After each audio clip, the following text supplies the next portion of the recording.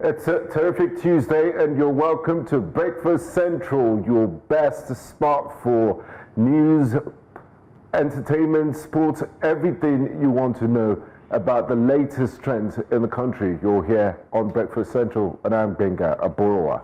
And I am Olive Emodi, welcoming you to Breakfast Central. It's another exciting day for us here. The past 24 hours has been fraught with lots of stories. Some pleasant, most not pleasant when we look at the politics happening all around the country, in Lagos State, in Osun State, in different parts really. And it seems that what we're seeing is a replicating of the foundational issues, which is the fact that many would argue that politics is really about grabbing of power as opposed to representing the people who voted these politicians into power.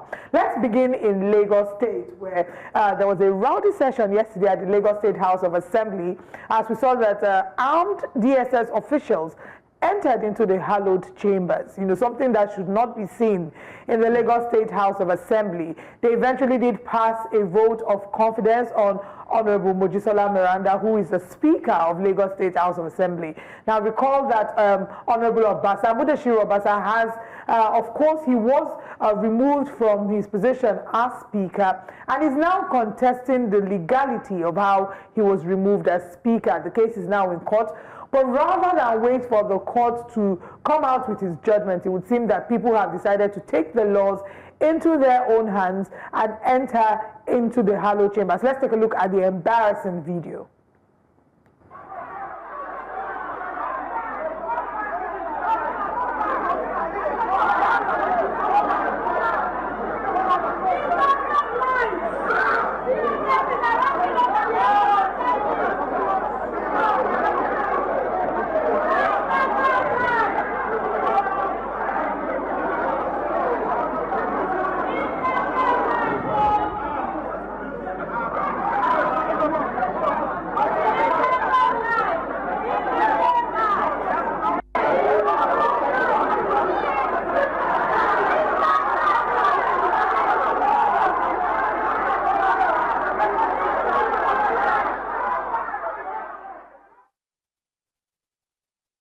Lots of pushing, shouting, arguments that we see in that video. In fact, if you see one of the videos that made it to social media, eventually when the vote of confidence was passed in favor of Honorable Mojisola Meranda, we could see her in tears of joy. She got really, really emotional, and I mean, the scenes that played out yesterday are quite disgraceful. I wonder what examples are setting for their children. This is democracy. It's a civil exercise. Why all this rowdiness and drama? And I hope serious investigations will be done to unravel the course of the desecration of the hallowed chambers of the Lagos State. Desecration, yeah. I don't even know if there's a stronger word to use than desecration. Because what they've done there is plain embarrassing. It's embarrassing to see that this is where our politics is. Not surprising, not shocking, but embarrassing. We see this every now and then. It feels like every other day, after they've taken a brief hiatus, we'll see a drama again in the hallowed chamber. Somebody will steal maize and run away with the maize. Somebody will use maize to flog somebody. The people elected you to pass laws to make life easy for Lagosians, and this is such a distraction, and it's been going on for quite a long time. So what time would you have to attend to normal legislative duties, your actual responsibilities that you were elected for? And another angle is the DSS. Yes, the Department of State Services said they were invited to forestall any breakdown in law and order. If you invite somebody to protect you, is that the way you go about it? It's almost like I must protect you by force. Why the pushing and shoving? And that's the letter from the DSS claiming that the Lagos State House of Assembly actually invited them to provide additional security on. And the letter was, of course, signed by the acting clerk of the House. So whilst we say that the Lagos State House of Assembly, the DSS were there to protect them, there are those who would argue that the DSS also contributed to the level of disorganization and rowdiness that we saw at the State House of Assembly. So at the end of the day, I think one thing that we must remember is that politics and political leadership happens by virtue of the people who put you in power. Exactly. For those who are clamoring for Mudashiru Obasa And it's well within his right to argue that, he was illegally removed. Well, at the end of the day, I think one thing you want to remove, yes, there's a place for that, and the place for that is the courts, a court of competent jurisdiction, the law courts, the last hope of the common man. And beyond that, I think it's also important to ask, if everybody in the house is not in support of your leadership, and you come back into the house, and you eventually, gain access and you become the speaker of the house, how do we envisage that things will then play out? How do we envisage things will pan out? If the people whom you're supposed to work together towards making legislation, for the state are not in support of your leadership. 32 of them out of 40, and speakership is not anyone's birthright. Please, it's becoming an embarrassment, and it's dragging on for too long. But moving on to other stories from Lagos, let's move to Anambra. This is quite a very bizarre story. When you talk about majoring in minors and misplaced priorities, this has to top it, and we've been seeing a lot of this lately. Anambra security outfit threatens to arrest ladies without bra and pants. You know how much a bra is these days with the minimum wage? Some bras go for like Can 30, I even just tell you, that's a valid thing. Flesh and blood, do this thing to you. I just came back from holiday and I bought some bras, and I know how much these bras cost, how many pounds if you convert it to naira. Then even if you come back to Lagos, do you know bras go as high as 50,000 naira? Wow, how much is minimum wage? So you buy a bra and then nothing to eat because you don't want Anambra security outfit to arrest you. What's going on? So a security outfit in Anambra has declared its intention to arrest women seen in public without bras or pants. This is a very sexist law, because what happens to the men? The men that move around topless, the men that just pee in public, open defecation and all of that. It's almost like this law is out to target women. And the announcement made via a public address system, reminiscent of back in those days when we had town criers. Exactly. That's how you know people's age. I think you've lived in the village Anybody that knows town criers today, that's how you know their age or where they grew up. Remember back in the day when they would announce that, Oro Festival is about to happen, everybody should get home early, you see the town criers. Yes. Everybody go. Now in the footage, an official of the security outfit speaking in Igbo claimed the directive was issued by Governor Chukwuma Soludo. I mean, we understand indecent dress. Yeah, they flashed the video earlier. Yes, however, in reaction to that, I mean, this video, he claims is Chukwuma Soludo that has given that instruction. However, there's now been a report out, so we're not quite sure which one to believe. The Punch newspaper reports that the Anambra State government has denied these claims, and they said the statement was issued on Monday by Christian Aburime, the press secretary to Governor Chukwuma Soludo, who dismissed the report as false and malicious.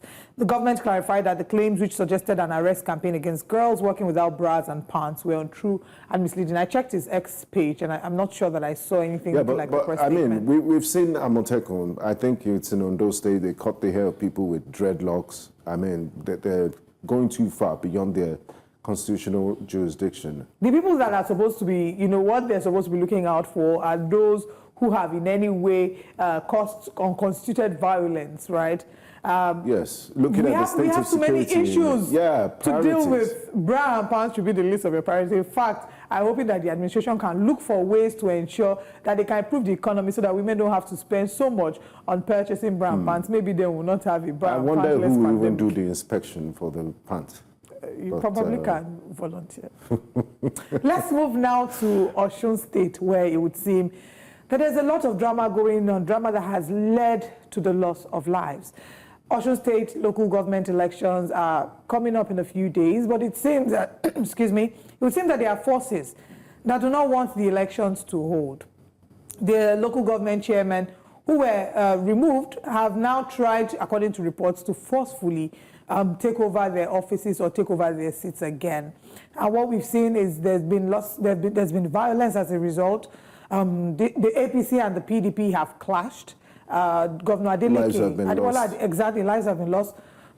Days before, Governor Adeleke put out a tweet saying that if any violence that occurs in Osun State on Sunday, Monday, or thereafter, that they should hold Oyetola, the former governor of Osun State, responsible for that. And then he did give a very long press release. There's been a lot of emotion that has erupted out of this. In fact, Grammy-nominated singer, the nephew of the governor, multi-award winning singer-songwriter, the leader of 30BG, 001 himself, Davido, has gone on Twitter as well to rant. He did put up a video saying, you know, to the police, and this time around he addressed his anger at the Commissioner of Police in Osun State, saying if they are mad, he's madder, you know, and that they are going to meet aura for aura, band for band, madness for madness. However, he's maybe had an afterthought and has come out with another tweet saying he was, of course, moved by emotions due to the lives that have been lost, and as a result,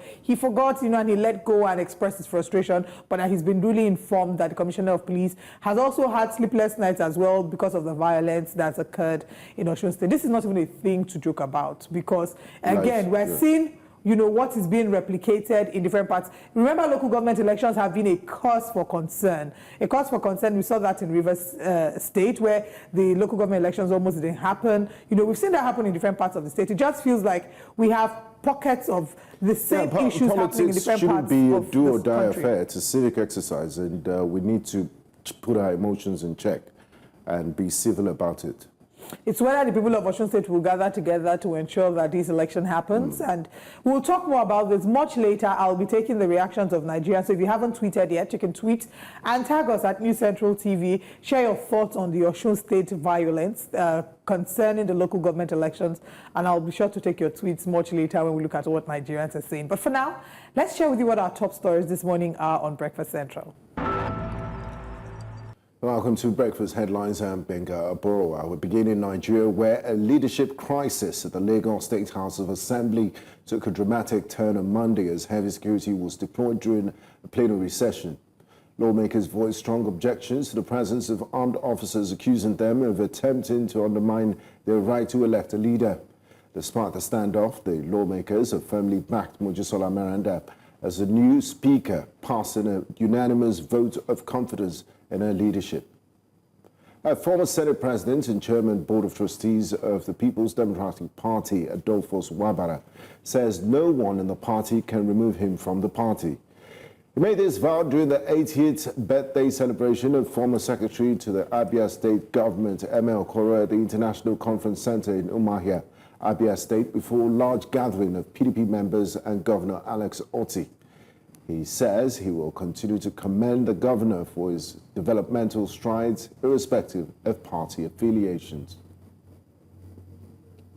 The Police Service Commission on Monday approved the appointment of Olorundare Moshood Jima as the Commissioner of Police in Lagos. Until his appointment, CP Jima was Commissioner of Police, Port Authority, Eastern Ports. He was formerly Force Public Relations Officer and later Deputy Commissioner, Airport Police, Deputy Commissioner of Finance and Administration and Deputy Commissioner General in charge of investigations.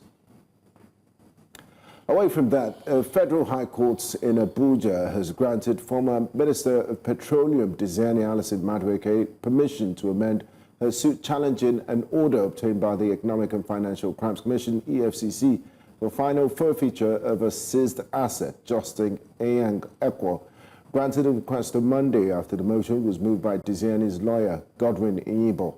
EFCC counsel Divine Oguru did not raise any objection to the ex-minister's plea to amend her suit. Ekwo gave Diziani 5 days to file and serve the amended processes and granted EFCC 14 days from the date of service to respond. The matter was then adjourned until March the 17th for further mention. Now, away from that, the Nigerian Security and Civil Defense Corps has won the Nigerian Labour Congress against its planned March 1st shutdown of telecommunication services in response to the recent 50% tariff hike. The Private Telecommunications and Communication Staff Association of Nigeria and the Association of Telecommunications Companies of Nigeria similarly pushed back against the NLC's planned boycott of telecom services and shutdown of telecom infrastructure, arguing that such actions are misguided and could harm the industry. Spokesman for the NSCDC, Babawale Afolabi, said the agency had deployed operatives to the base stations to prevent any action by the protesters. Welcome back. The Kano State government has set up a committee to commence the profiling of local and international humanitarian and development organizations in the state, including the monitoring of their activities. The secretary to the state government says that the move has become necessary in order to track their activities and ensure they don't tamper with the values, peace, and security of the state. News Central's Emmanuel Bagudu brings us more in this report. Kano State, located in Nigeria's northwestern region, has had its own fair share of terrorism-related activities in the past, with many in the state still worried that this has not been totally eradicated. At this ceremony holding in the state capital, it seems the government is not taking things for granted, going by the terms expected of the newly inaugurated committees. The secretary to the state government and other officials present hope that out of the two committees being inaugurated, one will focus on profiling and monitoring of non-governmental organizations and donor agencies, while the other on protecting the rights of consumers. This committee is not in any way intended to harm anybody, either as a local organization or as a donor organization, but rather just to be on the same page and for us to be in the best picture of knowing every organization that is operating in the state with a view to create more understanding, as well also to create more information about what they are doing, the source of funding, the kind of activities they are doing, where they are located, what they are doing. That is all. Among other things, profile the NGOs and other civil society organizations that are operating in Kano State,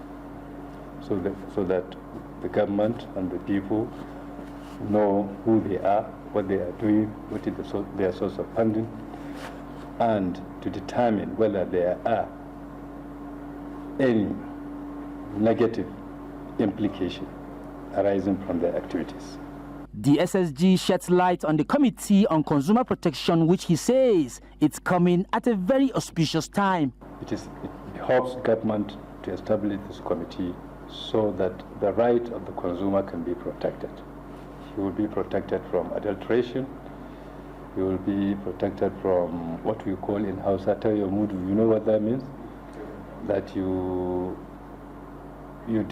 a 20 mudu rice is displayed, where when you go home you find 15, and that is despicable. Both committees have been mandated to punish offenders found wanting and operating outside the ambit of the law. In Kano for News Central, Emmanuel Bagudu. It's time for us to look at our top story, our first top story of the day. The leadership crisis rocking the Lagos State House's Assembly took a dramatic turn yesterday as operatives stormed the Assembly complex, escalating tensions within the legislative body. In the early hours of yesterday, operatives from the Department of State Services, DSS, and the Nigerian police forcefully entered the Assembly complex, allegedly sealing off the offices of Speaker Mojisola Meranda, Deputy Speaker Fatai Mojid Adebola, and the Clerk of the House. However, there have been claims following a viral letter that the DSS was invited to maintain law and order at the complex against the disgruntled former Speaker of the House, Mudashiru Obasa. Speaker Meranda proceeded to preside over the day's legislative session yesterday, reaffirming a leadership position in a strong show of support. Assembly members passed a unanimous vote of confidence in her, solidifying her authority within the House.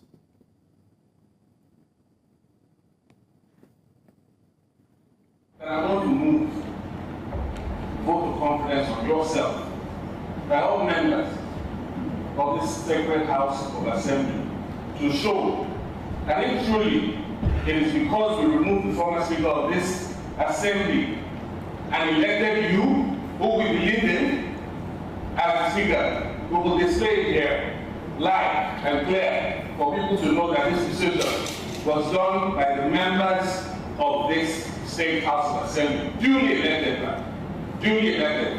It's on this note I want to ask that members, please, if you can affirm your vote of confidence in Madam Speaker, kindly raise up your hands, please. Can we please stand? Madam Speaker,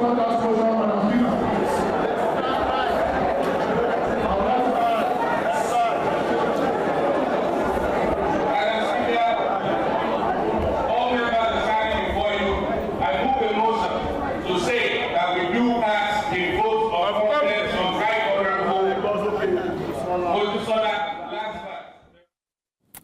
And that's her colleagues showing their vote of confidence. Now let's share with you what you need to know. Former Speaker Mojisola Meranda was impeached on January 13, 2025 over misconduct allegations leading to Mojisola Meranda's election as the first female speaker. Mojisola Meranda has insisted that his impeachment was illegal and has sued both Mojisola Meranda and the Lagos Assembly. The Assembly complex remains under heightened security with uncertainty surrounding the leadership dispute and the legislative activities. The Lagos State House of Assembly has indefinitely adjourned its plenary sessions following recent leadership tensions. Joining us now to discuss the implications of yesterday's event on legislative activities in the state and the ongoing leadership tussle is 2023 Lagos State governorship candidate, Funsho Tohati. Good morning. Thank you very much for joining us. Thank you. Thanks for joining us. So does it give you cause for concern that if you maybe decide to come out run for office in at the next elections, that this might be the kind of drama that you will meet with the Lagos State House of Assembly? I mean, it's been like activity and surprise upon surprise since January 13th when he was let go. I'd like to use that loosely. But first of all, I say, do you worry about the state of the Lagos State House of Assembly? And did you see this happening, or did you see this coming? Well, I mean, this is something that is of concern, I think, to every Lagosian, and actually should be to every Nigerian. I think it is evidence in many ways of kind of dysfunctional government at work, right? And there are a number of things we can point to, as evidence of that. First is that, it sends a message in a way that, we are operating almost like a government by proxy, right? Where, there are the people that we see, but there are also forces behind those people who also influence their behaviors and drive a lot of what we see in the public space. And that is problematic in a democracy where people are electing the people who they expect to represent them. I think also this question of separation of powers is another element of the dysfunction, because as we know, the legislature is supposed to be quite different from the executive. And they have their different powers which they should exercise. And I think a lot of what we're seeing here is that there is overlap, I think, between the two in ways that are unhealthy, for our democracy. There's also the question of, dominance. So the dominance of the political space by one political party, in the case of Lagos. And then the dominance within that political party of, a particular power block. And so all of these things, I think, the underlying reasons and what we see today are symptoms of that. And, these things may work for a while, but after a while, no such hegemonic structure endures forever. You're very right. And I want to pick up from where you mentioned principle of separation of powers, because yesterday what we saw was a desecration of the hollow chambers of the State House of Assembly. Under no conditions should the DSS or policemen go to the State House of Assembly unless they're expressly invited by the Speaker or the authorities of the State House of Assembly.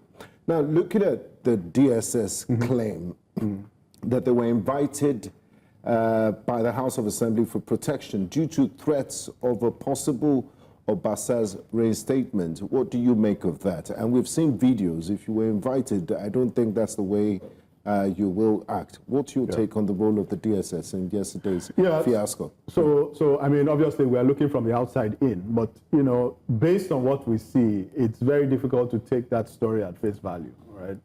And I saw going around social media the letter of invitation and all that.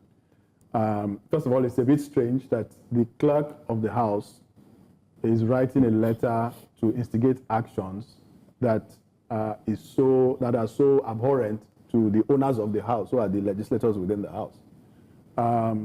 So that's number one. Number two is that if somebody invites you to, because they are concerned about possible breakdown of law and order, your behavior should not, should not exacerbate that situation, right? So there are ways of maintaining a security presence around things to give people the ability to do what they came there to do, which is to sit in plenary, right? So there doesn't need to be any altercation or any, unless there are underlying, sort of motives, tensions, etc. So again, from the outside in, it's very difficult to see how that story squares with the reality that we see. And as a security agency, coming into a situation that is already fraught with, sort of tensions, there's a behavior and a stance that you take that can either, douse that tension or that can exacerbate it, and security agencies know what to do. So when we see things happen, my sense is usually that they're not happening by accident. I would just say that, I mean, there are different people who have shared their opinions as to how they feel, but what I've seen is a number of people sharing sentiments in support of the members saying, oh, we are proud of you for standing your ground. Is that a sentiment that you share as well? Well, everything is not always what you see. I think that the legislatures are the duly elected representative of the people, whatever we might think.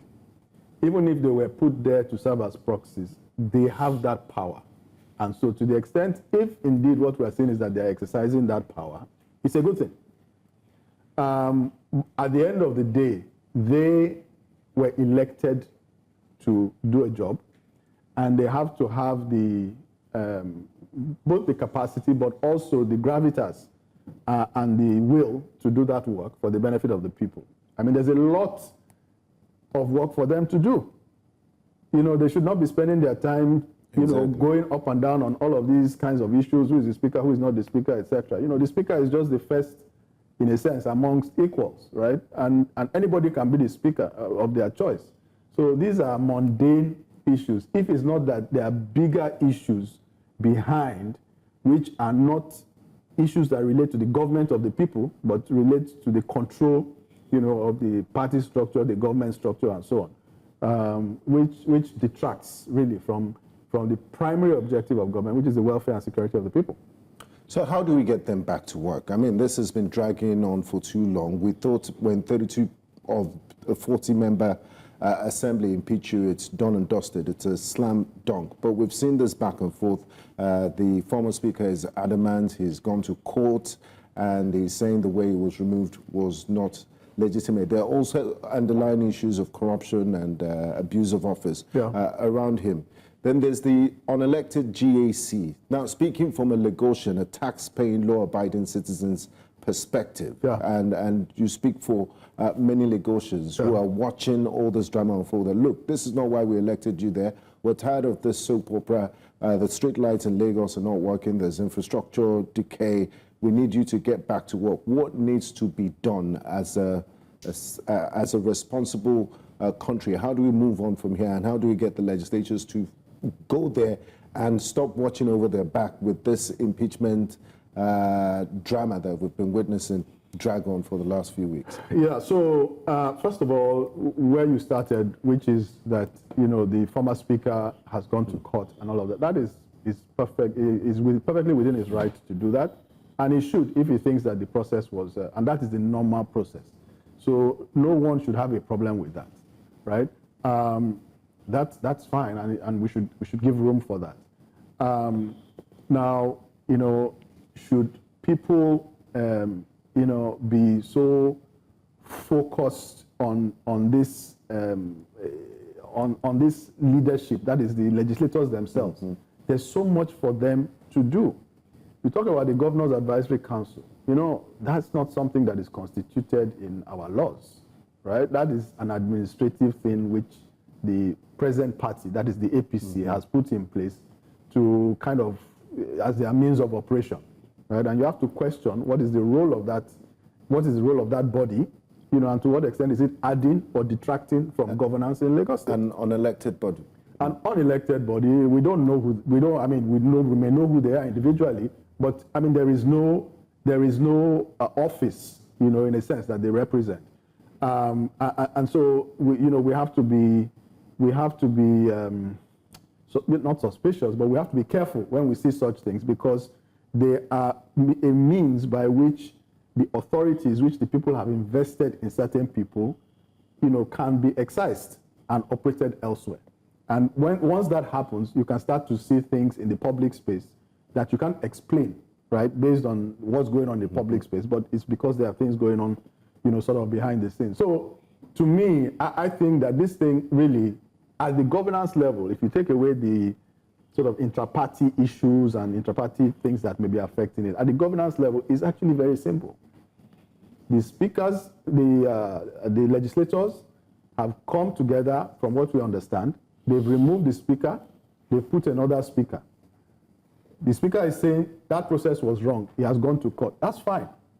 The House should continue doing its work, the court process should continue doing its work, and at the end of the day, it will all resolve.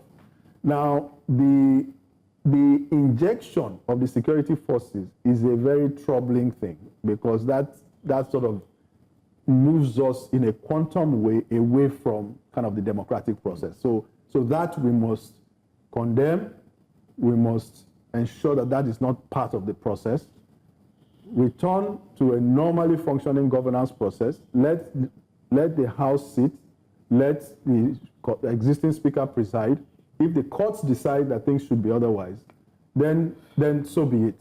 I mean, there are so many things that legislators should be focused on. Just coming here this morning, the route I should have taken, a container fell on that road, so we had to divert through Agege Motor Road. I mean, the state of that road, and this is a principal artery. Yes, to the state capital. The state of that road, I mean, it's just incredible. So there's just so many things that these guys should be focused on, and this is all distraction. At the end of the day, when people sit back and ask themselves that, is my life better for all of this activity of government, all of this expenditure of government, all of this, hula baloo in the public space, year in, year out, democratic process through democratic process, election cycle through election cycle. It's not surprising that people get, discouraged and disengaged from the political process, and we see that in the voter turnout numbers. Right. I mean, you've talked about what should be the priority. Unfortunately, what we see with politics in Nigeria is how politicians oftentimes major on the minors. Yeah. And this is not the first time we're seeing this. Our legislators, oftentimes, they've been caught in a number of questionable scenarios where we've seen situations with people running away with the maize, fighting with the maize. In River State, for example, the River State had its own drama with the House of Assembly, the demolition of the House of Assembly complex, even though they will give you an explanation to that. But we've seen how long that has lasted. Do you see that with the way Lagos State's drama has started, do you foresee that this might last longer than we expect? Or do you think that this is something that will be settled in record time? And do you think that this is an arena where the president should maybe step in as a party leader, father of the nation? Do you think that he should probably step in? So there are a couple of things in that question that you've asked. How long it will last, I don't really have a crystal ball. I think that, the issues that have to do with the operation of the House and all of that, my suspicion is that we will get back to a situation where the House is sitting and all of that, and then the legal process will take its own course, because that's common sense, and that will happen. With respect to kind of, the president and all of that, I think that actually the solution is moving in the other direction. It's not more involvement of the president. It is actually less involvement of the president. Earlier I talked about separation of powers. There's an important element of separation of powers that exists between the federal and the state. Remember that we are a federation. So the state is a federating entity. Don't always assume that the federal will act in the interest of the state. But they belong to both the same party. That's where I'm going. That's where I'm going. So I'm saying that already we have a challenge, right? Because there's already that dominance, there's already that overall influence. So I think that what we should be looking to do is to have a situation where, the state and the organs and the functions of government of the state can operate, right, without undue influences from elsewhere. And the federal government is one of those influences. So that means you are also, I know this is not directly related, so that means you're not also in support of the president intervening in the River State crisis? I don't, you know, I think there are limited instances where the president should involve himself in any legislative matters at the federal or at the state level. I really do not see. I mean, I see more of a role for maybe the National Assembly, you know, to perhaps intervene, you know, where appropriate with the state legislatures. But I don't see the executive. I don't see it as the role of the president to be involved in that. I don't see it as, no, I think it's overreach. I think our presidents in Nigeria generally have too much scope and authority. And, you know, there are various organs and institutions of government that should be operating in their own space, even at the federal level. The influence of the executive over the legislature is too strong. It's too strong. Now, since the advent of democracy, since 1999, it's almost been a one-party state in Lagos. The APC has metamorphosized from the days of AD to what it's presently known as APC, almost a one-party state. What's the state of opposition in Lagos? Or as the government, being the Lagos state government, as the highest, they have the highest IGR in Nigeria, but very viable. They say they're the center of excellence and what have you. Have they done such a fantastic job that there's no space for opposition, and the opposition is just discouraged that these guys are so good, we stand no chance? Because what is going on?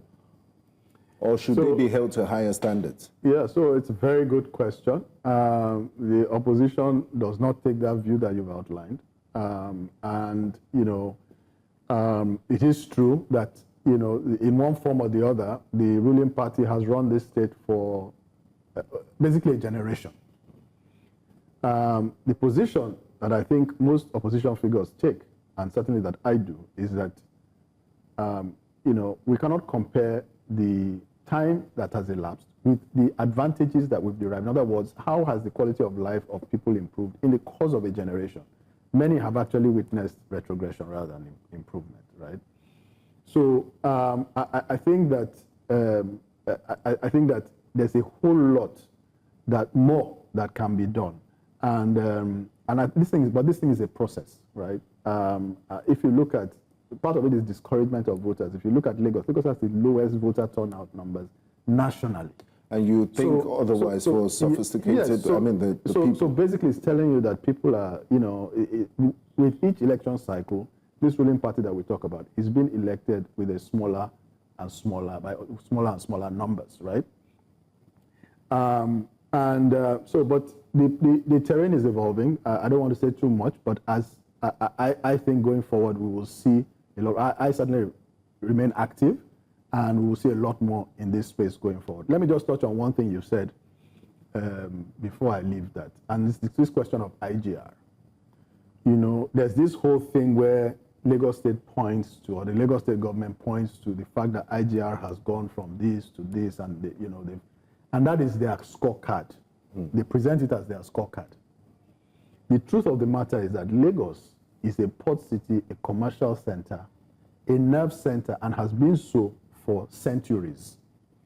So the fact that revenues are raised in Lagos is only saying one thing, that you have taken taxes from the people, right? Yes. So should we clap for you for taking taxes from the people?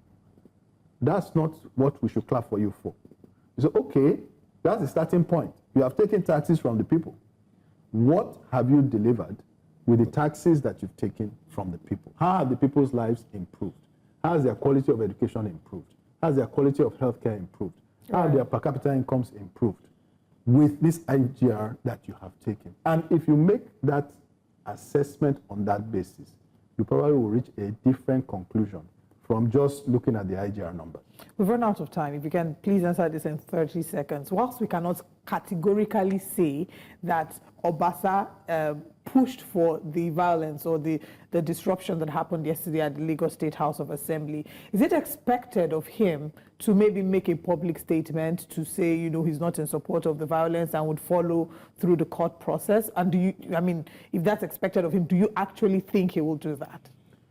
As to whether he will do it or not, I cannot say. Would it be a good thing for him to do? I think it would be a good thing for him to do. It would be a statesmanly thing to do. It will show that he's somebody that respects, the rule of law.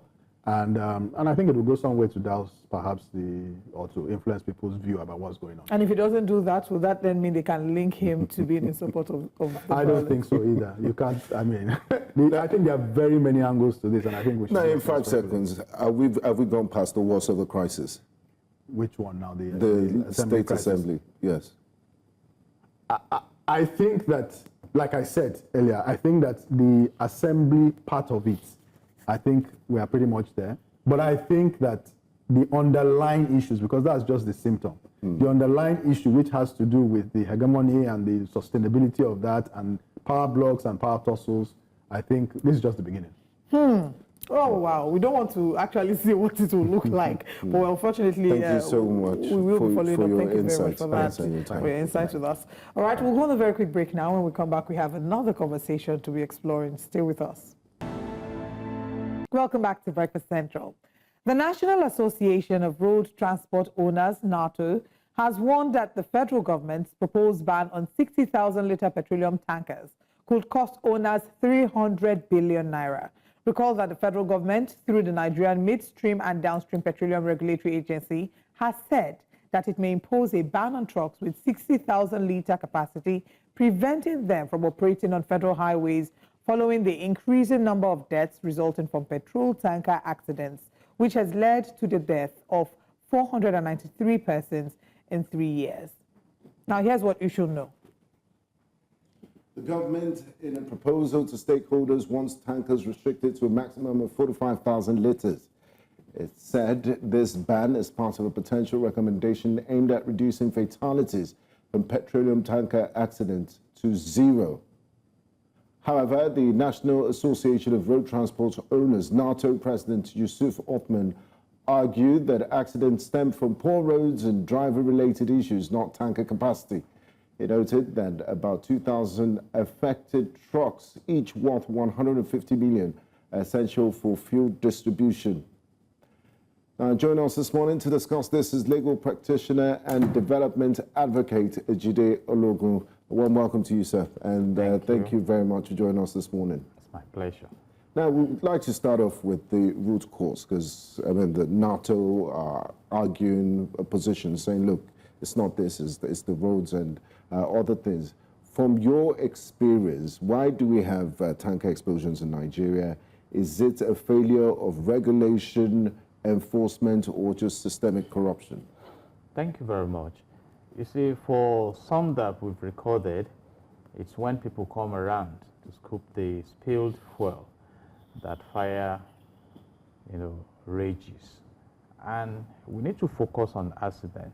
What are the causes of accident? Because when you talk about the capacity of the truck, the tanker, it was purpose-built by the manufacturers, trusting that it should be efficient. So what are some of the causes of the accidents we've had in the country? You talk about the poor state of the road.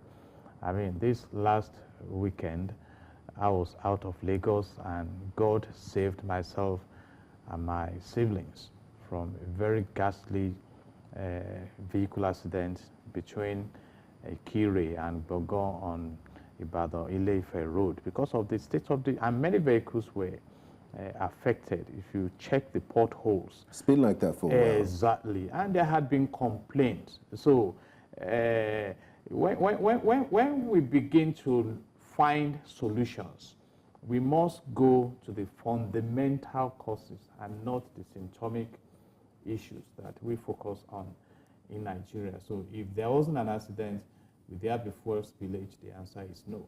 So, and again, the state of the drivers, as mentioned by one of the stakeholders, do these drivers rest? If you are supposed to embark on a journey of 3 hours, and because of the state of the road, you are there for 12 hours, definitely you'll be fagged out. So there are a lot of factors. And again, let's look at the content. When you talk about PMS, it's highly inflammable. So whether you pick it in 2,000 liters truck or 60,000 liter truck, if there's an accident, in fact, if you carry it in a jerry can and burst it on the floor. When the sun is high, you get flame. So let's look at how we can resolve this crisis fundamentally. So if I hear you correctly, from what you're inferring now, the proposal to ban the 60,000 liter truck and to restrict it to 45,000 liter will not in any way impact the likelihood of maybe accidents or fires caused by petrol tankers? Absolutely, because if the bad roads are still there, if the drivers are worn out from embarking on unnecessarily long journey, accidents will still happen. So why don't we fix the accident aspect of it? And let me say that there's what you call rail shipping, which is the most efficient and the most, cost-sensible approach, because a freight train can move about 280 truckload of PMS. And I know that in Nigeria, the rail system was, put in place as far back as 1898, between Lagos and Ibadan. And we appear to have done so much in investing in rail. So why don't you look at that? So why will you be transporting fuel from Kaduna to Suleja? You know what I mean? So we need to wake up, really. And what the NATO is saying now is that, our investment in these trucks you are planning to face is about 300 billion naira. So you need to be considerate, or you do what we call buyback.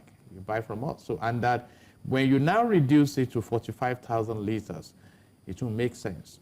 Right. I want to go back to something you said earlier before, when Benga had asked you the causes of tanker fires, and you mentioned when there are accidents, people going to scoop petrol, as the first instinct. Now, we know that one of the causes of that will be poverty. But in the interim, what can we do to discourage that action? Is it really poverty or recklessness? Yeah. I've said it, that in a community of poverty, crises are inevitable. So it's a major factor. Apart from that, there's what you call crisis management. If we have come to the point where the government has capacity to cordon off an area of accident and prevent people from approaching, and that has happened once in a while, and successfully managed, so why not? But when you look at localities where about 1,000 human beings are desperate to come and scoop fuel, how do you manage that? And it also has to do with orientation and then to letting the people know the dangers. But sometimes poverty moves a man beyond risk assessment of his actions. And it's quite embarrassing that we are having this.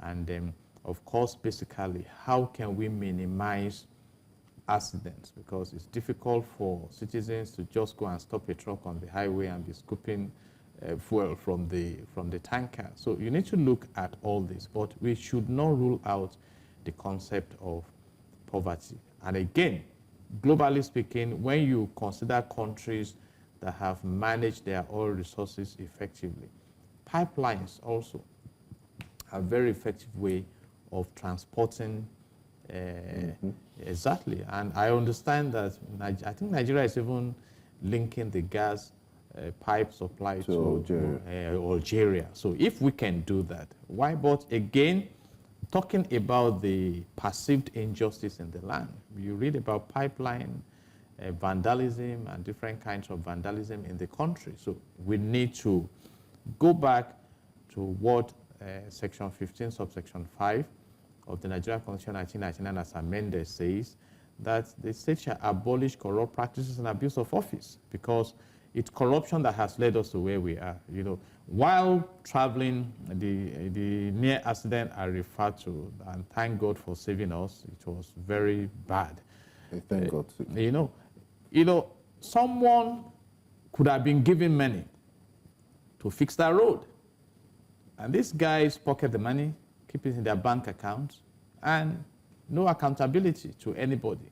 So we must wake up. Very avoidable accidents, yes. Absolutely. We must wake up at this point. I mean, one of the things I enjoy in the USA when I'm on vacation is seeing all these articulated trucks and these beautiful tankers moving on the highway at regulated speed and very clean and well maintained.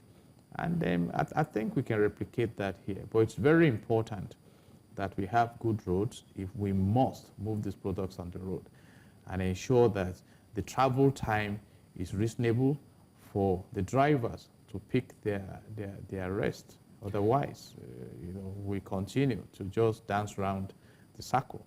Now, looking at solutions, the government has just only picked the vehicular audit, and they kind of like missed the mark on it, because like you rightly said, it's not by the capacity. The manufacturers have designed this. Fix your roads, look at a multi-pronged approach to solving these issues, and then go for it. Now, let's look at driver audits and some of these motor parks, and who's in charge of ensuring these drivers are in a sane state of mind to drive these cars, because they're literally rolling bombs with the amount of fuel they carry. It's the Federal Road Safety Corps duty. And I know, I mean, there are very few countries where Nigerians don't really enforce drinking and driving. A lot of these people, they take all sorts of concoctions and mixtures. Even at the motor park, you see bars and women selling all sorts of things. There's this myth that, oh, it keeps them awake, it's what makes them strong, and all of that. When do we start looking into this aspect? And how important is it for us to do driver audits too? Thank you. There's a Chinese maxim that says the best time to have planted a tree was 20 years ago, and the next best time is now. We have the FRSC that is saddled with issuing driver's license to drivers, and of course, I expect that orientation should be part of the assignment. And we have the NARTO also, and they've even said that they consult with their drivers. But having said that, we cannot rule out the case of this drunkenness and stuff like that. Recently, the government came out to say, oh, we are going to ban these sachet gins and things like that. But how effectively have we been able to do that? So we have come to the point where our regulatory acumen is very low in the country, and I quite agree with you on that. And again, let me go back to the issue of road safety. We have the Federal Road Safety Corps, and the responsibility is to ensure our roads are safe, and I expect that by virtue of governance relationship, that the Road Safety Corps should be in touch with the Ministry of Works to identify that, okay, this portion of the road is bad. But unfortunately, in Nigeria, where you travel on road, you find these FRSC corps members at the very bad portions of the roads just to arrest some drivers. And these are issues. Even vehicle inspection officers, sorry to cut it. Yeah. Vehicle inspection officers, FRSC, they ask for your roadworthiness. I've done a good job in maintaining my car, but the road I'm driving on, is it roadworthy? Is it car worthy? Apart from the road issue, my car driving recently we renewed our vehicle particulars, and I got a report that I breached the traffic light rule around Bolade Oshodi, and I'm going to contest that. Because what I have noticed in Lagos, and I've expressed my concern on radio, is that these traffic officials pass vehicles when the traffic light is still in red. Oh, yeah. So if somebody takes the picture of my vehicle at that point, because I'm careful to observe these laws as a lawyer and as a chief student of police, understanding the consequences, then how do we manage this? And I've asked this question. Drive on a typical Lagos road, particularly on the mainland. How many vehicles are really roadworthy? And they ply these roads and they are not arrested. Oh. And you go after gentlemen and ladies. So these are issues. Law has a universal doctrine as part of it. So if we want to implement laws, let's implement. Well, and there have been court decisions also, perhaps not in Lagos, that this roadworthiness issue is just for commercial vehicles. So are we for money making or for having safe traffic situation in the country? So these are questions government should be asking I mean, themselves. the wild thing is, if you're driving on Lagos Road, sometimes you see certain cars and you're wondering, did these tankers or did these vehicles actually get checked? Headlights Because they are at night. It's like quarter to die, literally. If you know, at the time it was Ojuelegba Bridge, these containers falling off and things like that. They are expected to be latched to the body very well. Look at that. Exactly. Just look at that. So who is in charge of all this? And again, have we been able to put in place serious consequences? You know, in Rwanda, an accident is like you have committed murder. And they don't joke about it. As it should be. As it should be. It should be thoroughly investigated. So these are issues. We are talking of about 300 billion naira investment. If that is the investment the organization has put on our roads, then they must ensure that lives and properties are safe. And there should be a sense of urgency. You just escaped a ghastly accident over the weekend, and I bet you that road will still be in that state in the next 1 month. While we were there, and we were there for almost 5 hours or 6 hours trying to fix, somebody had to come back to Ibadan to get what we needed to fix it and stuff like that. About 4 vehicles. In fact, one of the vehicles, an SUV, the shock absorber broke. Wow. You need to know the impact. Deep things. And, I mean, they are still there. Of no fault of theirs. Yes. Okay, you know, just drive from Ashejire in Ibadan all through to Ilesha. I mean, I've moved houses. You'll be amazed. From my former place, Lekki Ekpe Expressway was such a death trap that every other time my tire was bursting. But these are conversations that we'll continue to have. Chidi Ologun, thank you for your time with us this morning. Thank you so much. God bless Nigeria. Let's take you through a recap of the conversations we've looked at this morning and share what's coming up next. DSS invades Lagos Assembly amid leadership crisis. We're joined by Funsho Doherty to explore what this might mean for politics in Lagos.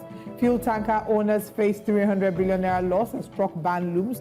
And we've just concluded that conversation with Chidi Ologun. Kano government begins profiling NNGOs, INGOs, donor agencies, and we brought you that package by Emmanuel Bagudu. Now let's share what's coming up next. Coming up next on Breakfast Central, Nigeria signs a sea lift agreement with African Union. We'll also be looking at what Nigerians are saying with Olive. And we will be looking at the newspaper front pages. Stay with us. Breakfast Central continues shortly. Welcome back to Breakfast Central. Now let's look at the front pages of these papers. This morning we're joined by a public affairs analyst and the founder of the niche newspaper, Ikechukwu Amechi. Good morning. Thank you very much for joining us. Morning, Mr. Amechi. Thanks for joining us. Good morning, Olive. Good morning, Benga. The pleasure is mine. It's great to have you. Let's start with the Punch newspaper. I'll punch you with the punch, even though we are not into violence. Chaos, crisis in Lagos. DSS lawmakers bicker over daylight assembly invasion. Meranda refuses to resign. Obasa plots return. Aluta continua. Victoria Asata. GAC to meet Tinubu. Sanwo-Olu security changed. Wow. AU endorses Nigeria as AFCFTA, digital trade champion. AGF bars police from parading suspects. I thought we are still on this matter. Controversial singer Portable declared wanted for assaulting Ogun officials. Portable does know how to trend, really. Ex-Sky Bank chair Ayeni rejects ex-mistress daughter Wahala. Oshu Mayhem, ex-council chair, 6 others shot dead as Adeleke Oyetola's supporters war. Federal government plans 2.3 trillion naira electricity subsidy in 2025, and states project 3 trillion naira tax after reform bill's passage. That's all on the Punch. Let's move to the Nigerian Tribune. Okay, the Nigerian Tribune, we have chaos in Lagos Assembly. A lot of newspapers are having that as their headline. The writer says a DSS invasion of assembly premises, entering of chambers spark outrage. Lawmakers, assembly workers, indigents storm assembly, scuffle with security personnel. Late memo shows DSS was invited over need for enhanced security measures. Meranda gains support, sheds tears and confidence vote by 36 lawmakers.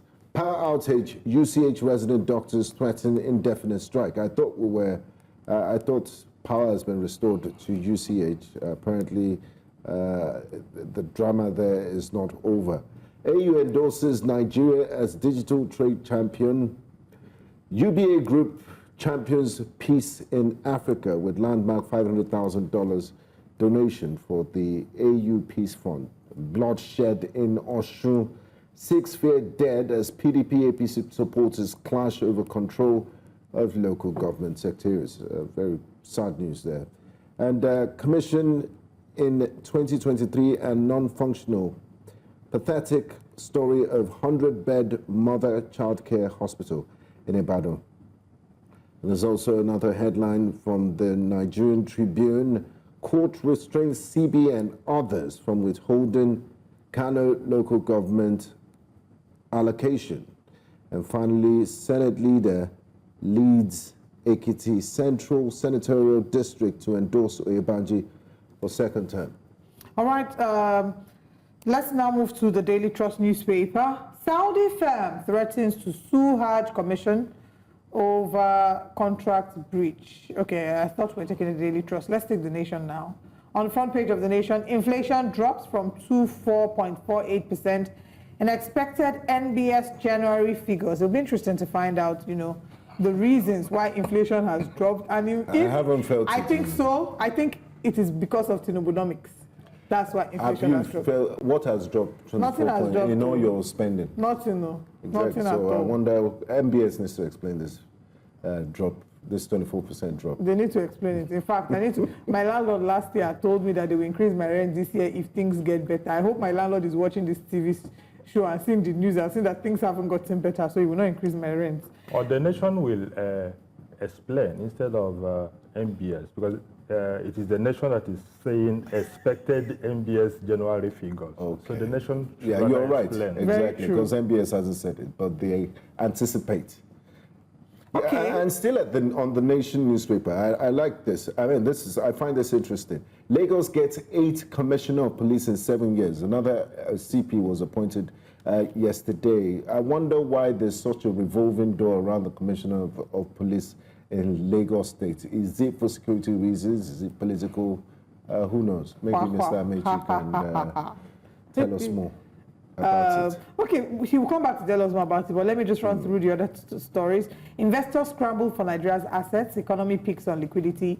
CEOs confident in economy. DSS presence at Lagos Assembly raises dust. Ogun promises IPP in 8 weeks. Mayhem in Osun over control of councils. AU endorses Nigeria as, okay, we've taken this earlier. So let's start. I like the Nation newspaper. They put the good news, inflation drops, as the headline. Then they went to hide the scuffle in one corner, the Meranda drama. Oh, there's another one that we probably didn't Osun. take. Now fund to terminate loan for dropouts. Wow. Yeah, for the college dropouts. All right, we have one more. I think the Daily Trust as quickly as we can, and then we can get Okay, to Daily Trust, Saudi firm threatens to sue Hajj Commission over contract breach. And Amateku sends back 114 northerners from Ondo State, wondering if that's a Trump-like deportation within the borders of Nigeria, sending Nigerian citizens back to their home state. Now, despite court ban, VIO returns to Abuja roads. I mean, it sounds like deja vu. We've heard this before. They're always banning VIOs, but we're always seeing them on the roads. They have a way of just returning or not following court orders. Lagos Assembly adjourns indefinitely to move to remove Speaker Heitens. They can't adjourn indefinitely. There are serious issues of governance that needs to be addressed by the Assembly. They can't just decide to close because of leadership tussle and drama. The electorates expect better. Manufacturing sector on its last breath, says Manufacturers Association of Nigeria. you even blame them. Yeah, rising cost of living, course. power, everything. But the Minister of Power has just promised more than $1 trillion subsidy for electricity. So they might benefit from that. Gunmen killed 19 in Benue. I thought Benue was beginning to see peace. It's very sad news. And Osun local government crisis, ex-council chair, others killed. Sad news there. Okay, that's all from the Daily Trust. Now let's begin to chew in and dissect the headlines from today. And we have the surgeon, journalistic surgeon, in-house to help us do this. Where do we start from, Olive? I don't know if you want him to refer to the Commissioner of Police question you had asked earlier. Yes, Lagos having their 8th Commissioner of Police in 7 years. Moshood replaces Ishola. He was asking if it's political or, if it's a competence thing. Just basically asking what you think might be at play here. And why Lagos? Well, I can't say for sure. I think that's a question that needs to be answered by the Police Service Commission that is responsible for the appointment of police commissioners. But that said, 7 commissioners of police in 8 years in a particular state, and that state happens to be Lagos, I think there's more to it than competence and all that. It has, if you ask me, I think it has more to do with politics than anything else. And don't forget, that's the state of the president.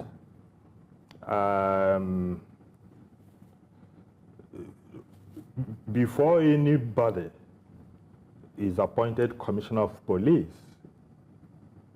for Lagos State, I think the president should know, and it has more to do with politics than all others. In any case, why must you appoint people? Is it only when you deploy them to Lagos that you find out that they are incompetent and you have to change them barely 1 year down the road? It doesn't make sense. So I don't know why they are changing them. Perhaps they are looking for people who will do their bidding. And again, considering that Moshood Jimoh, the new commissioner of police, don't forget, Moshood Jimoh was also the police public relations officer.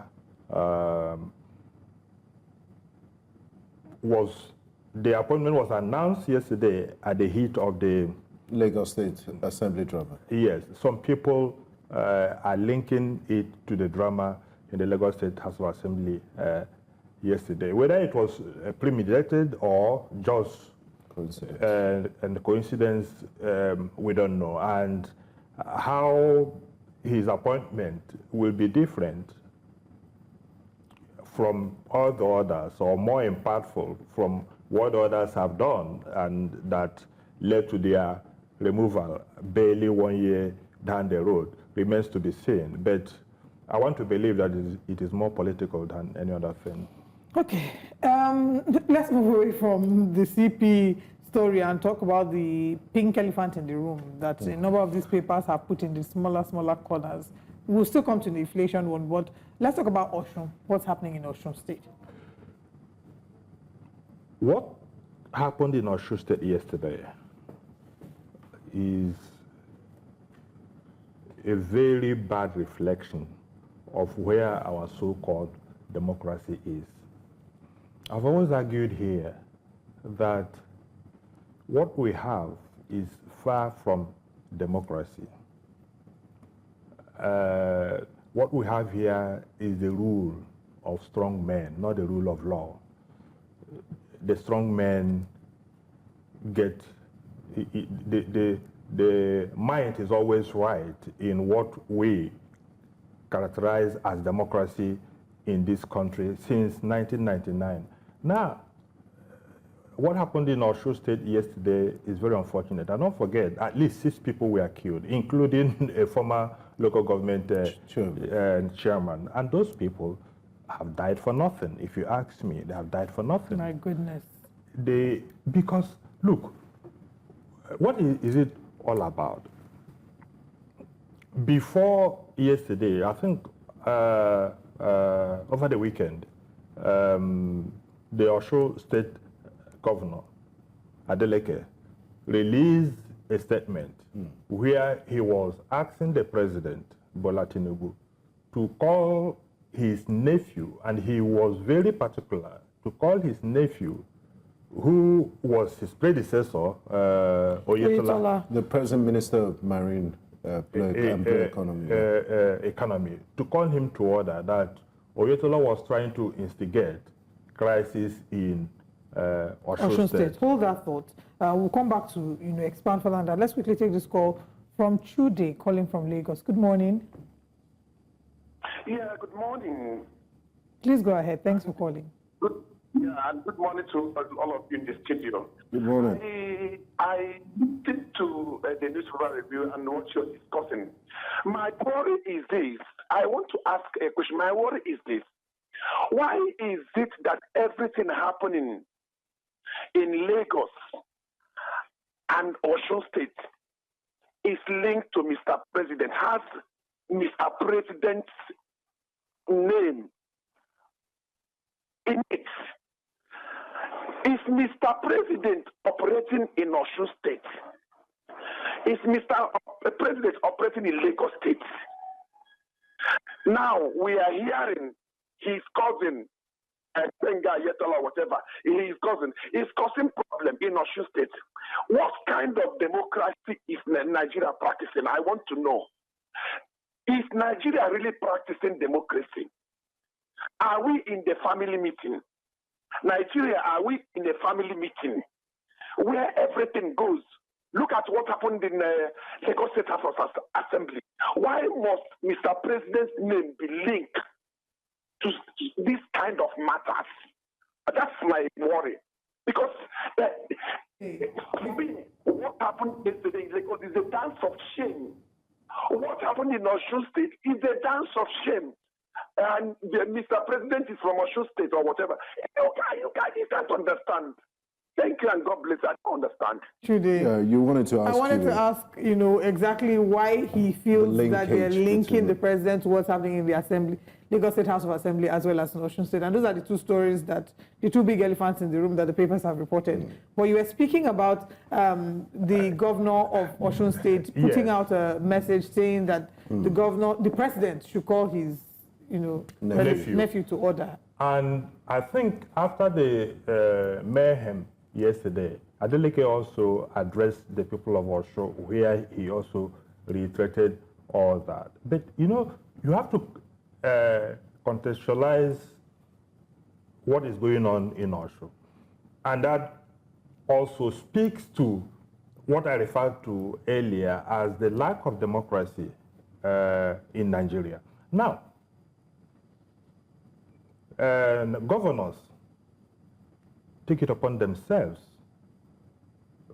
We continue complaining about INEC not conducting elections as they ought to be conducted. But it is even worse when it is that of the state electoral commissions. Because, look, the governors, at least at the center, there is that pretense that those that are being appointed, INEC chairmen are political, they are this, they are that, even when we know that they more or less defer to the whims and caprices of the man who is sitting down there as the president. The piper dictates too. But at the local, at the state level, that pretense is not even there. They are obviously partisan. Those who are appointed state independent electoral commission chairmen are people who are overtly partisan. So, and of course they conduct elections, which is why almost 99.9% the government in power in the state wins all like what happened in Katsina over the weekend. All the chairman, all the chairmanship seats and all the councillorship seats. Then, all of a sudden, there's a new election and there's a change of guard.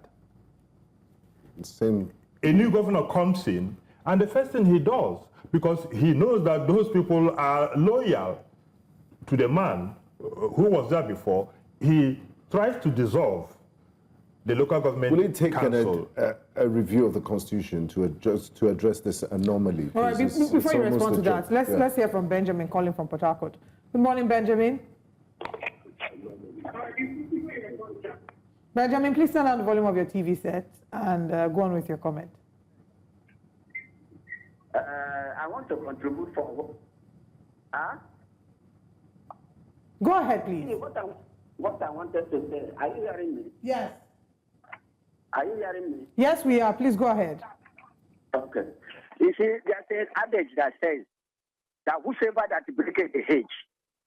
Are you hearing me? Benjamin, please go ahead.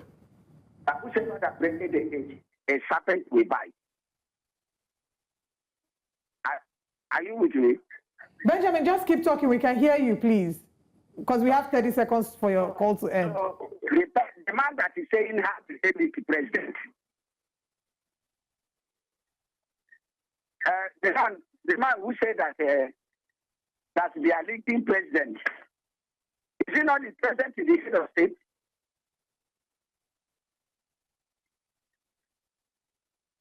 Benjamin, thank you very much for your call and your contribution. I think I struggled a bit to hear what Benjamin's point was. I don't know if anybody got it. No, I didn't. Okay. I also didn't get the proverb. So, Okay. yeah, the point that I was trying to make is that a new governor comes in, and the first thing he does is to dissolve illegally, because these are people who were elected, and therefore you don't have the powers to unilaterally dissolve that listen, and the problem continues. And when look, to answer your question of whether a constitutional amendment, all these things are in the Constitution. How many times are we going to tinker with the Constitution? So it's just the human beings that turn it on its head. It is the nature of the average Nigerian politician not to obey the rule of law. It is particularly the governors. Look, the Supreme Court the other day, Supreme Court is the highest court in the land, for crying out loud, said that the money due to local governments should be remitted directly to them from the federation account. Go and find out how many months later what is happening. The state governors still control what comes to the local governments through FAC. And they seize the money and do practically nothing with it. And the grassroots, which the local government ought to serve, suffers. So we don't have democracy when people look. You don't kill, maim, and do all kinds of things to win election. And at the end of the day, you come out to say it is democracy. But why is it a do or die affair in this part? Are you not meant to serve? Is not by force. It's service. It's not. There's no occupation called politician. You don't go. Even those that study political science, you don't come out to be a politician. So why is it that in this part, in Nigeria, it's almost a do or die affair? Is it that political office is so attractive? Of course, you have answered it, because that is the most lucrative business in town. It is politics. That's one business that you go into without a dime, and 2-3 years down the road, you become a billionaire. Go and find out. Even councillors in your state, people who were riding Okada the other day, they become councillors. People who were nothing, talks. They were brought in by state governors and, of course, made councillors. And by the time they finish 2-3 years down the road, they have houses everywhere. They are driving SUV. And not to talk about the governors. So there is no accountability, and politics is the quickest means to acquiring wealth, because they convert the patrimony of everybody into their personal pockets. And in most cases, there are no consequences for this. So people must kill. But it's not sustainable. It's an anomaly. And when do we stop this? Because you have generations that are coming up. What examples are you setting for young Nigerians? It is not getting any better. In fact, if you ask me, it has even gotten worse since 1999, because what has happened is that we now have state capture in totality. These guys are controlling everything. Before, look at how our so-called democracy has evolved since 1999. In 1999, when Obasanjo came in, but don't forget, I also need to say this, most of the problems we have today were also created by the Obasanjo administration, because Obasanjo had what it takes to really consolidate on democracy. He didn't do that. But even at that, the National Assembly, even the judiciary, had a measure of independence that they could control, do their own duties. Oversight duties. That was why Obasanjo's third term was killed. But progressively, we are now in a situation, particularly since APC came into power in 2015. In the first 4 years of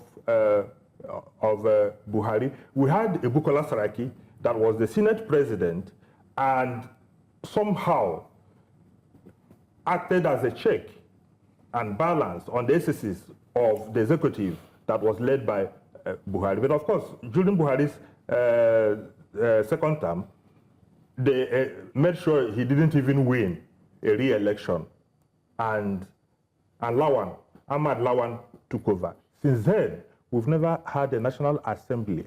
It is even worse today. What do you expect when the Senate President is leading chants of "on your mandate we shall stand"? That is what I'm saying. That's what I'm saying, that the executive has conquered.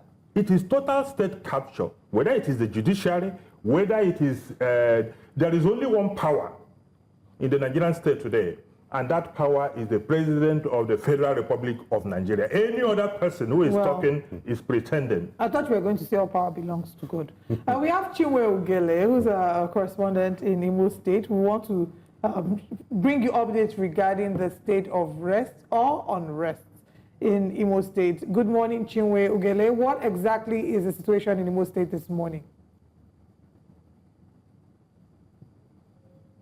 Good morning. Good morning, Chinwe. I am in Orodo, in the local government area of Imo State. I can say that people are actually going about their normal businesses. But then I have someone who will help us understand what the situation is like here, whether there is unrest, as people say, or people are actually, having a secure moment. Okay, sir, I have here with me Mr. Chukwuma. Sir, can you come closer, please, and face the camera? What's your name? Okay, so why can you go to Ubuzadi and when security can when the power for you?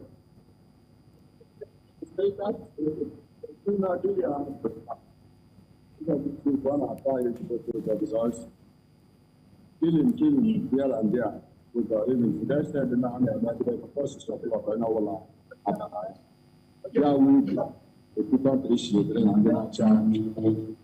I am bagging I try to room actually after I pass. I'm in a camera person.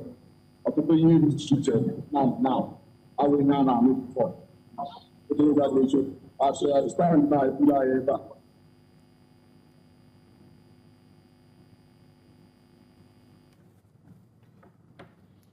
All right, unfortunately, there seems to be some network challenges there. Let's quickly, have you maybe shed some light on that. But I particularly want you to speak about Osun State because we're running out of time and the drama going on in Osun State.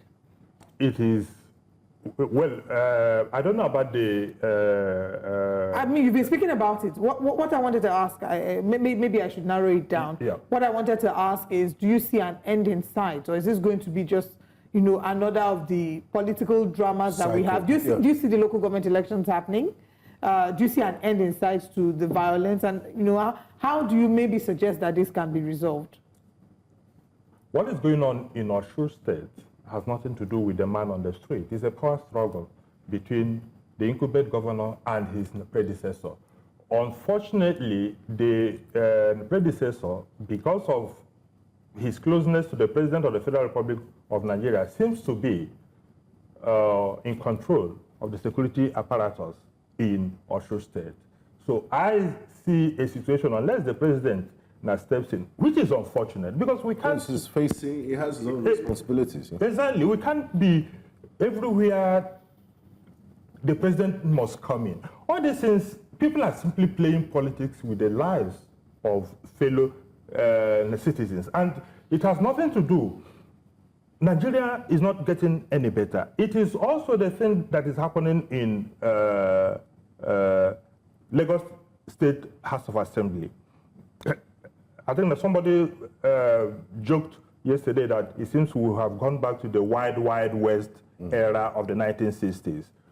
For crying out loud, in the Lagos State House of Assembly, there is Mudashiru Obasa, who was speaker for 10 years. Now, the man was impeached by 36 members out of the 40 or so members of the State House of Assembly. And you say it was not constitutional. How? It said it wasn't present. How? The Constitution never said that the speaker must be present before he is impeached. They also said they used the face mace because they hid the mace before it traveled. And see, that level of impunity. And yesterday, the office of the speaker and all that, what is going on?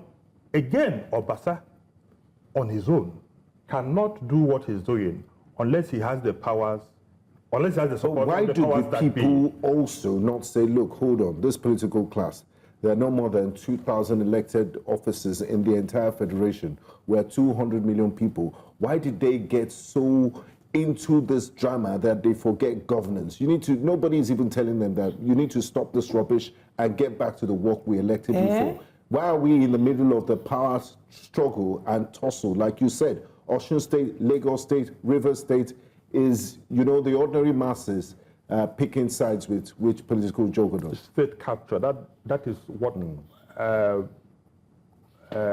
happens when a state is captured in the interest of the powers that be, a state where might is right, a state where there is rule of man, rule of strong men. Obama said it is rule of strong men rather than the rule of law. That is what happens.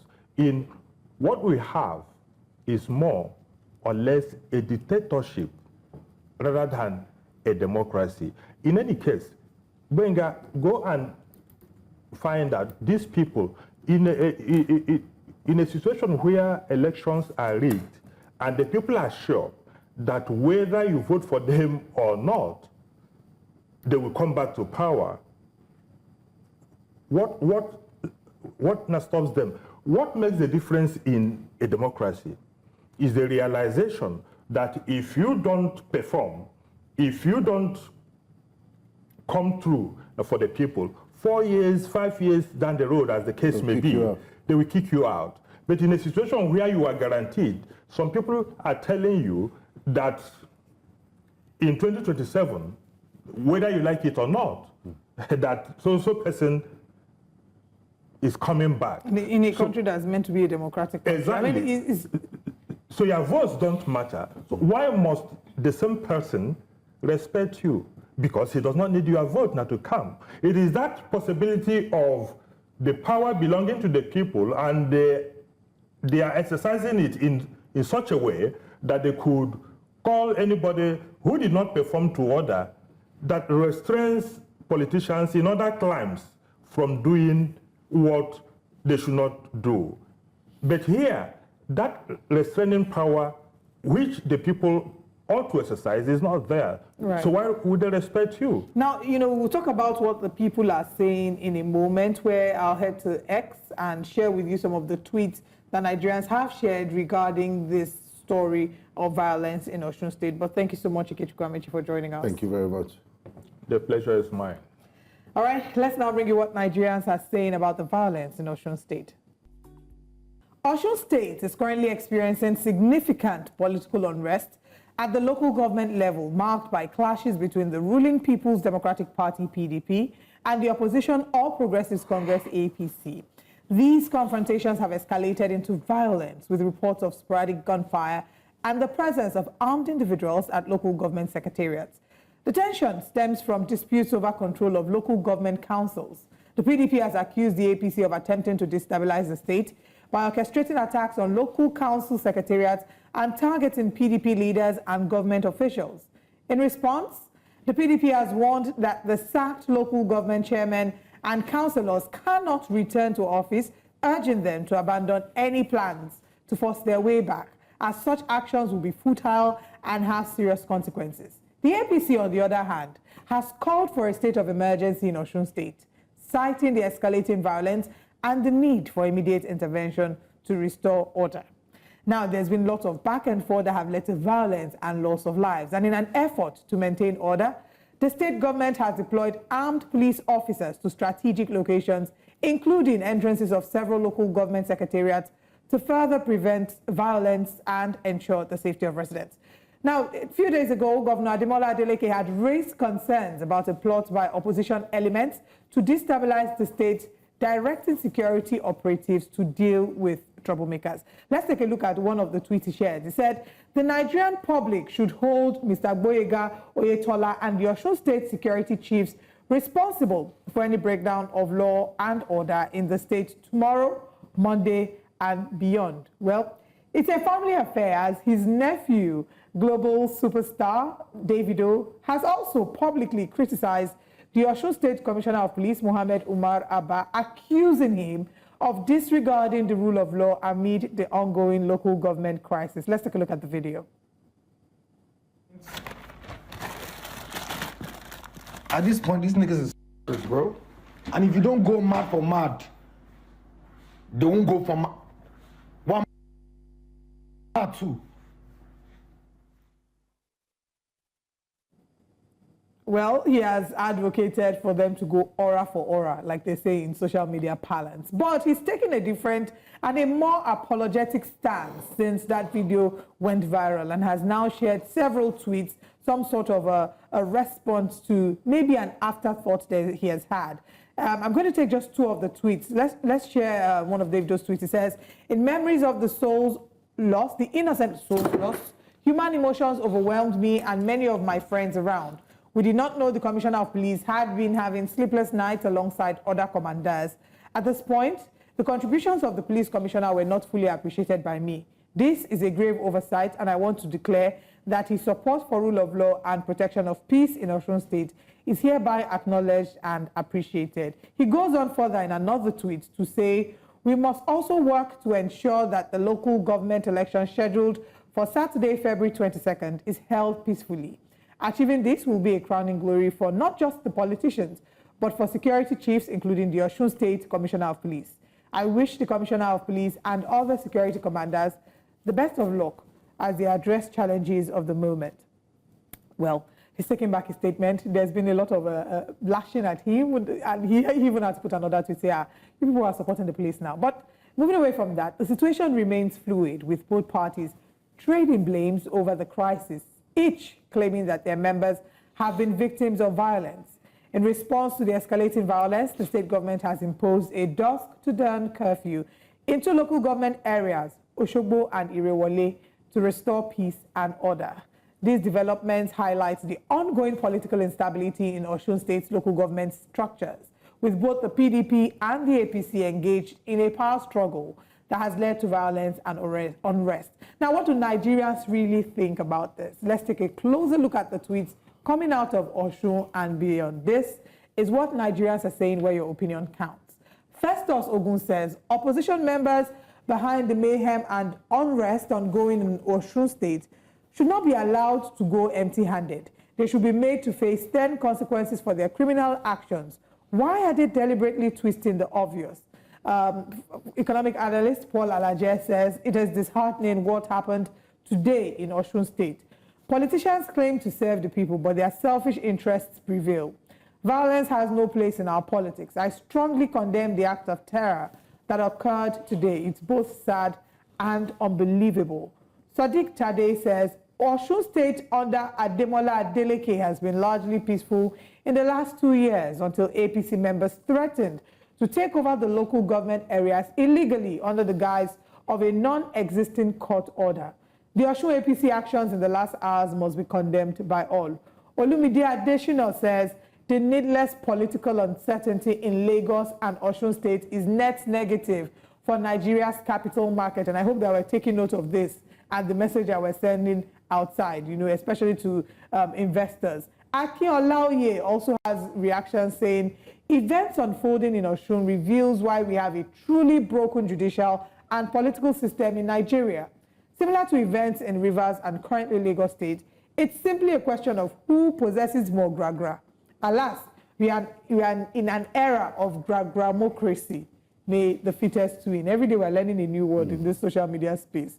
Jamal of Port Harcourt crowns our tweets today, and in the tweet by Jamal, our next tweet by Jamal of Port Harcourt, he said, Osun State is going through what Rivers went through and prevailed. 1, Governor Adeleke, you too can prevail like Sim Fubara. 2, local government elections must hold. 3, expect court injunctions and press conferences. 4, stand firm like Fubara to bring democracy to the grassroots. As I saw that number 4, I remember the OBO's song, because I stand strong. Yes. OBO, why not? But I mean, it's an unfortunate reality what's happening in Osun State. Very unfortunate. First of all, our thoughts and our prayers are to those who are mourning the lives of their loved ones. It's never a pleasant sight to see that we will do politics to the point where people have to lose their lives to be able to pass across a message. No life, no life is worth used to play politics. The politics that we play in Nigeria. Jonathan said when he was handing over power to former President Buhari that his ambition is not worth the Nigerian life. Yes, and I wish that was the mindset that a number of Nigerian politicians had when they said that when they're coming into office for whatever role. And we find that this happens from the lowest cadre of government to the top, where people are clamoring for power, people are fighting for power. We are having the same story in different states, just different variations. Lagos State's own is different, but it's still the same ultimate copycat sort of system, like that gentleman that said gragramocracy. Yeah. Because it's by might, it's not by... Let's learn to be civil. And there's a generation coming up. What examples are you setting for them? And I hope that young people can realize that at the end of the day, you decide whether or not you will be used as a tool for political manipulation, influence, and the exertion of violence. And I'm hoping that you will choose better. Your life is not worth sacrificing because of someone else's political interests and political ambitions. These lives that have unfortunately been lost really breaks our heart, and that's not the kind of news we want to be reporting here. But that's our reality now, and we hope that, Osun State will do what is right and that the law will take its course in Osun State. But that is definitely what Nigerians are saying.